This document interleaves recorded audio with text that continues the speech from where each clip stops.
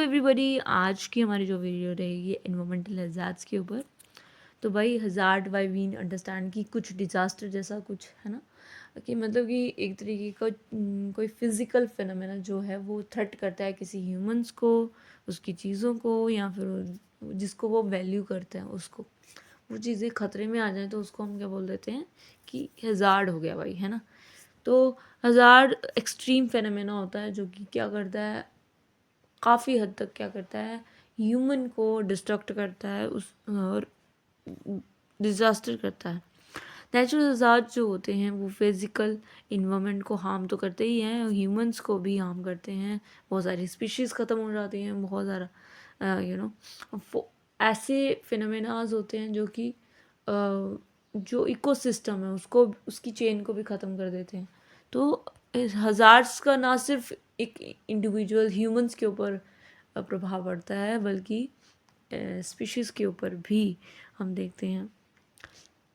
यही बार बार आएगा कि भाई ये किसको थ्रेट करता है, ह्यूमंस को थ्रेट करता है। उसकी वो उन जो चीज़ें वो वैल्यू करता है इंसान, है ना, उसका घर, है ना, अपने जो भी मॉन्यूमेंट्स हैं उसको उसको भी वो थ्रेट कर देता है, उसके घर, बिलोंगिंगनेस, इन्वायरमेंट को। बाकी इसमें और बताया गया है कि भाई एक फिज़िकल इवेंट है ना, डैमेजिंग फिज़िकल इवेंट फेनोमेना, कुछ भी कह लो, ऐसी ह्यूमन एक्टिविटी जो कि क्या कर रही है, ह्यूमन की जो लाइफ है उसको इंजरी कर रही है, उसकी प्रॉपर्टी डैमेज कर रही है, उसकी सोशल लाइफ ख़राब कर रही है, उसका इकोनॉमिक डिसरप्शन एंड बहुत सारी चीज़ें जो है कि वो एक तरीके का क्या कर रही है, इन्वायरमेंट को डिग्रेड कर रही है ना। इतना हम लिख सकते हैं कि भाई यूनाइटेड नेशन ने ये ध्यान में रख के कहा कि भाई मैन के द्वारा ही किए जा रहे हैं ऐसे एक्टिविटीज़ हैं जिसके द्वारा क्या होता है कि बहुत ज़्यादा डिसरप्शन होती है, एक तरीके का फिज़िकली बहुत हार्म पहुंचता है, बहुत सारी प्रॉपर्टीज़ जल जाती हैं, डैमेज हो जाती हैं, इंसान, है ना। तो अब हम देखेंगे क्लासिफिकेशन क्या है, मतलब इसके टाइप्स क्या क्या हैं। तो हम यही जान रहे थे तब से कि एक बड़ा थ्रेट होता है ह्यूमंस की लाइफ पे, उसको ही हम क्या कह रहे हैं, इन्वायरमेंटल हैज़ार्ड्स कह रहे हैं। बेसिक डेफिनेशन है। उसके बाद इसकी टाइप्स की बात करें तो इसके दो टाइप, मेजरली दो टाइप्स होते हैं।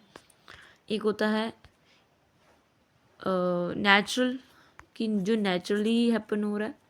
तो दूसरा होता है anthropogenic hazard. Anthropogenic by word we can understand कि ये हज़ार्ड जो है वो इंसानों के द्वारा किया जा रहा है, मैन मेड है। There are two families, hazard की दो फैमिली हैं भाई, एक नेचुरल है, एक एंथ्रोपोजेनिक है। नेचुरल जो हम डिज़ास्टर्स में पढ़ते हैं वो होते हैं, एंथ्रोपोजेनिक होते हैं। इनको भी तीन सब डिविजन्स में डिवाइड किया गया है। एक होते हैं टेक्नोलॉजिकल हज़ार्ड्स होते हैं, टेक्नोलॉजिकल, है ना। दूसरा इंडस्ट्रियल डिज़ास्टर, इंडस्ट्रीज़ में हो रहे हैं, है ना, कुछ केमिकल्स का होना इंडस्ट्रीज़ में, जैसे कि केमिकल्स, रेडियो एक्टिव, उसमें जब फ्यूज़न हो रहा होता है न्यूक्लियर, है ना। और उसके बाद ट्रांसपोर्टेशन में क्या होता है कि बहुत ज़्यादा, मतलब कि रोड पे हो जाता है ना। मरीन में बहुत सारा ऑयल स्पिल हो जाता है। तो हम पढ़ लेते हैं, टेक्नोलॉजिकल हज़ार्ड्स वो होते हैं जिसमें फायर का लगना, एक्सप्लोजन, पावर आउटेज, और इसके बाद केमिकल्स में आ गया हमारा स्पिल, केमिकल स्पिल हो जाते हैं, है ना, बहुत सारी उससे, जैसे कि भोपाल गैस ट्रेजेडी की हम बात करते हैं हर बार, oil spill, radiation contamination, nuclear incidents. तो ये सारी चीज़ें जो है वो केमिकल रेडियोलॉजिकल हज़ार्ड्स होते हैं। और अगर हम बात करें टेक्नोलॉजिकल, तो ये हम बात कर ही रहे थे, माइन डिज़ास्टर, माइन में भी हो जाता है ना, इंडस्ट्रियल डिज़ास्टर। इसके बाद हमारा डिज़ास्टर ट्रांसपोर्टेशन में अगर हम बात करें तो इसमें सारे ही रोडवेज आ जाएंगे, जैसे कि रोड में हो जाता है, रेल में हो जाता है, स्पेस में एक्सीडेंट हो जाता है। जैसे कल्पना चावला जब आ रही थी तो उनके जो एयरक्राफ्ट उसमें आग लग गई थी, तो ये हो जाता है ना, एविएशन में हो जाता है। जैसे कि ड्यू टू वेदर कंडीशंस की वजह से भी कहीं ना कहीं रास्ता साफ़ नहीं होता, तो फिर वो एविएशन जो होती है उसमें भी गड़बड़ी हो जाती है। तो ये कुछ कारण हैं जिसकी वजह से हम एंथ्रोपोजेनिक हज़ार्ड्स देखते हैं। तो पहला हमने पढ़ा टेक्नोलॉजिकल, दूसरा हमने पढ़ा केमिकल और रेडियोलॉजिकल, फिर उसके बाद हमने पढ़ा ट्रांसपोर्टेशन की ट्रांसपोर्ट की वजह से हो रहा है। तो ये कुछ कारण हैं जो कि इंसानों के द्वारा किए जा रहे हैं, कि मतलब कि एक तरीके का इसका जो संचालन कर रहा है वो नेचुरल गॉड तो नहीं कर रहा ना, इंसान ही कर रहा है। तो इंसान के द्वारा कुछ मिस हैंडलिंग हो जाती है, तो फिर ये सारे एंथ्रोपोजेनिक हज़ार्ड्स हो जाते हैं। नेचुरल इन्वामेंटल हज़ार्ड्स की बात करें तो ये तो कॉमन ही है, जो डिज़ास्टर्स में हम पढ़ते हैं, अर्थक्वेक ये सब हो गए। इसको हम कंट्रोल नहीं कर सकते, ये हमारे हाथ में नहीं होते हैं। ये काफ़ी हार्म करते हैं मैन को, और उसकी बहुत ज़्यादा मतलब कि एक्स्ट्राजेनिस एक्सटेंसिक फोर्स होता है भाई, इतना हम पढ़ेंगे। फिर उसके बाद ये अनकंट्रोलेबल फेनोमेना होता है, मतलब कि इसको हम कंट्रोल नहीं कर सकते। ये अगर अगर आ गया ना तो इसको हम पूछ नहीं सकते कि भाई रुक, अभी हम मेरे को बाहर निकलने दे, नहीं, ये अनकंट्रोलेबल है। और इसकी जो मैग्नीट्यूड है, मतलब कि इसकी जो स्पीड है ना, वो बहुत ही ख़तरनाक होती है। वो किसको थ्रेट करती है? ह्यूमंस को, उसके इकोनॉमिक एसेट को, मतलब कि उसने चाहे उसने करोड़ों की संपत्ति बनाई हो, करोड़ों भी वो वहाँ पे धुल जाता है ना, इसके सामने कोई नहीं झुक सकता। और फिर इसके बाद जियोलॉजिकल सिस्मिक वेव्स होती हैं, जो कि शेकिंग ऑफ अर्थ सरफेस होता है। फिर उसके बाद हाइड्रोलॉजिकल, बायोलॉजिकल कंडीशंस, ये सब नेचुरल हो रहा है ना, इसको हम रोक नहीं सकते हैं, ये नेचुरली होगा। और कहीं ना कहीं ये इनडायरेक्टली और डायरेक्टली ये ह्यूमंस की एक्टिविटीज़ की वजह से होता है, ऐसा माना गया है। हम कह सकते हैं कि भाई बहुत सारी गैसेस होती हैं, तो सिस्मिक वेव्स आती हैं, उसमें अर्थक्वेक आ जाता है। बट कुछ ना कुछ कारण पीछे ह्यूमंस भी हो सकते हैं, ऐसा नहीं है। अर्थक्वेक हो गया, हम बचपन से पढ़ के आ रहे हैं कि अर्थक्वेक जो है वो नेचुरल डिज़ास्टर है, वो हज़ार्ड है हमारे इन्वायरमेंट के लिए। बच्चों को तैयार करना डिज़ास्टर मैनेज करने के लिए कि कैसे हम उसको कंट्रोल करें, है ना। वोल्केनिक इरप्शंस, हरिकेन्स होते हैं, सुनामी होती है, विल्जिट, ये तो नए ही कुछ वर्ड है। तो बाद हमारा आता है हाइड्रोस्फीयर। हाइड्रोस्फीयर में एटमॉस्फेयर में all hazards are exclusively natural origin. कोई भी हज़ार्ड लिथोस्फेयर में आ रहा है, हाइड्रोस्फेयर में आ रहा है, एटमॉस्फेयर में आ रहा है, होते हैं वो नेचुरल रीजन होता है इसका, कि हाँ इस पर हमारा कंट्रोलेबल नहीं होता कि हम इसको कंट्रोल करें। और अदर साइड अगर हम देखेंगे, लैंडस्लाइड हो गया, फ्लड हो गया। लैंडस्लाइड जो होते हैं वो नेचुरली भी अकर होती हैं, कहीं ना कहीं सोशल फिनोमेना हुआ होता है, उसमें ह्यूमंस इन्वॉल्व होते हैं, उसकी वजह से लैंडस्लाइड हो जाती है, फ्लड हो जाती है, ड्रॉट हो जाता है, फायर्स का होना। ये सारे सोशियो नेचुरल हिजार्ड्स हैं, मतलब कि इंसानों के इन्वॉल्वमेंट है इसमें, और फिर थोड़ा नेचुरल भी इसमें ऐड हो जाती है। जब चीज़ें जैसे उत्तराखंड में या फिर आप देखोगे हिमाचल प्रदेश में पहाड़ों पे बड़े बड़े होटल्स बनाए गए हैं, ठीक है। अब इतने ज़्यादा होटल का कंस्ट्रक्शन वहाँ पे हुआ होगा, तो क्या आप संभव है कि वहाँ पे वो होटल वैसा का वैसा रहेगा, है ना। हम क्या कर रहे हैं कि वो पहाड़ी एरिया है, वहाँ पे हम वैसी कंस्ट्रक्शन करेंगे तो वो कहीं ना कहीं डिस्ट्रॉय तो होगा। तो हम इंसान सोचते हैं कि यार भगवान तूने क्या किया, तो कहीं ना कहीं हम नेचुरल चीज़ों पे हम अपना हाथ डालते हैं, तो क्या होता है कि वो हम पे ही इम्पेक्ट होता है। तो वो उसको सोशियो नेचुरल हज़ार्ड्स को का नाम देंगे, ठीक है। तो लैंडस्लाइड हो गया, फ्लड हो गया, ड्रॉट हो गया, इस तरह से जो है वो हमारे लैंडस्लाइड में भी फिर इसके बाद हमारा, और अगर हम क्लासीफाई करें इसको, तो थंडर स्टॉर्म हो गया, टॉर्नाडोज हो गया, ये मेट्रोलॉजिकल, जिसको tropical cyclone, hurricanes, thunder storm, tornado, lightning, hail storm, wind storm, ice storm, snow, blizzard पढ़ना है, cold waves, heat waves, avalanches, fog, frost, ये सारी की सारी मेट्रोलॉजिकल है, ठीक है। Geological, earthquake, volcano, tsunami, landslide, subsistence, mud flow, sink hole, ये सारी क्या है, जियोलॉजिकल है, मतलब कि अर्थ की सरफेस पे हो रहा है। फिर उसके बाद हाइड्रोलॉजिकल होते हैं जो कि पानी से संबंधित होते हैं, जो फ्लड होते हैं, ड्रॉट्स हो गए, वाइल्ड फायर्स हो गई, कि अचानक से कहीं से, है ना, फ्लड का आ जाना, ड्रॉट्स का आ जाना। एक्स्ट्रा टेरेस्ट्रियल होता है जो कि मैं जो मेटेराइट्स होते हैं ना, जो मीटियोर्स, तो मीटियोइड्स जो होते हैं वो उल्का पिंड जो होता है, उल्का पिंड जो धरती पे गिर जाता है, उसकी वजह से भी कहीं ना कहीं डिस्ट्रॉय होता है, स्पीशीज़ का डिस्ट्रॉय होना। तो बेसिकली हमने पढ़ा कि मेट्रोलॉजिकल जो कि ट्रॉपिकल साइक्लोन जिसमें आता है, जैसे हवाएं का चलना, बहुत तेज़ हवाओं में, हिल स्ट्रोम जिसके हम कहते हैं, है ना, wind storm, wind, ice, snow, ये सब चीज़ें का हवा में मेट्रोलॉजिकल कहलाता है। Earth surface which is earthquake, volcano, tsunami, landslide, subsistence, mud flow, sink hole, ठीक है।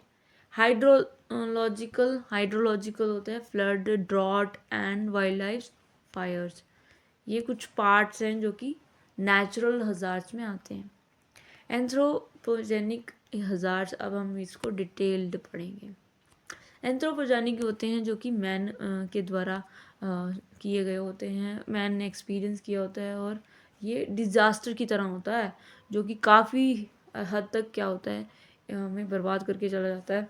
और ये किसके द्वारा किया जाता है, एक्सीडेंटली हो जाता है इंसानों के द्वारा, भाई नेग्लिजेंस, अब ध्यान नहीं दिया, हो गया, सॉरी। और इस तरह से ह्यूमन खोजें करता है और फ्यूज़न कर रहा है, बहुत सारा रिसर्च कर रहा है, बहुत सारी एक्टिविटीज़ कर रहा है, जिससे कि वो नया कुछ खोजने के प्रयास में है। तो वो कहीं ना कहीं इम्पैक्ट किस पे पड़ता है, इन्वायरमेंट पे पड़ता है, वो हज़ार्ड बन के निकलता है, ठीक है ना। तो ह्यूज लॉस ऑफ लाइव्स, इससे क्या होता है कि भाई बहुत ज़्यादा जो लोग हैं यहाँ पे रहने वाले, जो बच्चे बूढ़े, उन पे हार्म पहुँचता है, उसकी प्रॉपर्टी नष्ट होती है। और ये कैसे होता है, किससे के द्वारा होता है, किसके द्वारा होता है, तो हम बात करते हैं कि भाई रेलवेज में अचानक से ट्रैक्स का हट जाना, अचानक से लीकेज हो जाना, रिवर, मरीन में ऑयल स्पिल हम देखते हैं, बहुत सारी मरीन स्पीशीज़ जो होती है, इकोसिस्टम होता है, वो बर्बाद हो जाता है। एविएशन एक्सीडेंट, है ना, ब्रिजेस की कोलैप्स हो जाना, ब्रिजेस का टूटना, अचानक से ब्रिज टूट गया तो फिर जो खतरे में है, बॉम्ब ब्लास्ट हो जाना, न्यूक्लियर फ्यूजन्स हो रहे हैं, इंडस्ट्रीज़ में बहुत सारी प्रोडक्ट्स बन रहे हैं, उसमें बहुत सारी केमिकल्स इस्तेमाल होते हैं, उससे भी कहीं ना कहीं आसपास की जो स्पीशीज़ होती हैं वो बर्बादी की तरफ जाती हैं। एंड इस तरह से जो है वो न्यूक्लियर हो गया, न्यूक्लियर का, बायोलॉजिकल, केमिकल डिज़ास्टर्स हो गया, ये सारे टाइप्स की जो हज़ार्ड्स हैं वो कहीं ना कहीं क्या करते हैं, इंडस्ट्रियल एक्सीडेंट करते हैं, मतलब कि एक इंडिविजुअल्स के ऊपर क्या करते हैं, काफ़ी हद तक क्या कहते हैं, एडवर्स इफ़ेक्ट डालते हैं, और ह्यूमन जो है वो इसको एक्सपीरियंस करता है और लाइफ के साथ कोप अप करता है। कब, मतलब एक तरीके का आप देखोगे भोपाल गैस ट्रेजेडी जो कि December 3 को हुई थी, 1984 में हुई थी, और इसमें जो केमिकल है वो लीक हो गया था, एक तरीके का हम देखेंगे तो, है ना, इसमें बहुत सारे लोगों की मृत्यु हो गई थी, है ना। Toxic cloud of methyl isocyanide, ये जो केमिकल का नाम है वो वहाँ पे लीक हो गया था, और काफ़ी टॉक्सिक होता है, हाईली टॉक्सिक होता है, जिसकी वजह से क्या होता है कि यहाँ पे भोपाल जो सिटी थी उसमें बहुत ज़्यादा एंथ्रोपोजेनिक, इंसान की वजह से, मतलब कि इंसान ने कहीं ना कहीं उसको लापरवाही से इसका इस्तेमाल किया होगा, है ना। तो ये जो है वो हमें ध्यान रखना होता है कि भाई ये हज़ार्ड से कैसे बच सकते हैं। जो हो गया वो हो गया, पर कहीं ना कहीं ये डेकेड्स में रहती है, इसकी जो छाप होती है ना वो एक दिन की नहीं होती, वो डेकेड्स में रहती है। तो टेक्नोलॉजिकल हज़ार्ड हो गए, केमिकल, रेडियो एक्टिव, या फिर कह लो कि रेडियोलॉजिकल, ट्रांसपोर्टेशन, ये तो हमने पहले भी देखा। टेक्नोलॉजिकल हज़ार्ड्स होते हैं जो कि इंसान के द्वारा ही किए जाते हैं। Interaction of society, technology and natural system, मतलब ये एक तरीके का क्या हो रहा है, इसमें टेक्नोलॉजी का यूज़ किया जा रहा है अलॉन्ग विद इसमें इंसान के हाथ लग रहे हैं भाई, इंसान ने टेक्नोलॉजी बनाई है। ये नहीं कि भाई उसको अपने लिए ही एक मौत साबित करना, नहीं, उसका सही से इस्तेमाल करना, उसका हैंडलिंग, उसकी मैनेजमेंट अच्छे से हो तो हज़ार्ड्स कभी भी नहीं होंगे। कहीं ना कहीं मिस हैंडलिंग हो जाती है, ड्यू टू मिस हैंडलिंग और मिस मैनेजमेंट, मल एडमिनिस्ट्रेशन करते हैं जब हम टेक्नोलॉजी का, तो वो कहीं ना कहीं टेक्नोलॉजिकल हज़ार्ड्स बन जाते हैं। ये किसको हार्म पहुंचते हैं, इसमें जो उन्होंने इतनी प्रॉपर्टीज़ बनाई होती हैं, पैसा खर्च करके, उसने बहुत दिनों से सालों से मेहनत की होती है, वो मिनटों में नष्ट हो जाता है। लॉस ऑफ लाइफ है ना, इंफ्रास्ट्रक्चर का वेस्टेज होता है, ह्यूमंस के ऊपर बर्बादी होती है, ह्यूमंस की बर्बादी होती है। जैसे कि डैम्स का फेलियर हो जाना, बहुत सारे डैम्स बनते हैं, करोड़ों रुपए लगते हैं डैम्स में बनने में, और वो अचानक से टूट जाना फ्लड के वजह से। फायर्स में burning of residential and commercial industrial other properties, fire जब लग जाती है तो कई प्रॉपर्टीज़ को जला के जाती है। और इस तरह से जो है अनकंट्रोलेबल रिलीज हजार्डियस मटेरियल जो होते हैं, रेडियो एक्टिव मटेरियल्स, जो कि कमर्शियल पावर प्लांट्स होते हैं, न्यूक्लियर रिएक्टर्स होते हैं, जो कि उसकी अगर फेल मार गया, तरीके से फ्यूज़न नहीं किया, है ना, इससे बहुत ज़्यादा क्षति किसको पहुंचती है, इन्वायरमेंट को क्षति पहुंचती है। यूक्रेन में आप देखोगे, ये यूक्रेन का एग्जांपल दिया हुआ है, ये हम नहीं देखेंगे। केमिकल रेडियोलॉजिकल हज़ार्ड्स देखेंगे। Chemicals by mean chemical and radiological hazards by mean chemical and radiological hazards are those hazards जो कि कैसे कॉज होते हैं, केमिकल्स की वजह से, बायोलॉजी की वजह से, रेडियो एक्टिव की वजह से, है ना। तो इसको हमने याद कर लेना है, CBRN मतलब C से केमिकल, B से बायोलॉजिकल, R से रेडियो एक्टिव और N से न्यूक्लियर। तो इससे हमारा जो है वो एक एक्रोनिम याद हो जाएगा हमें, CBRN, written under the classification because the similarities building emerging the preparedness and roast.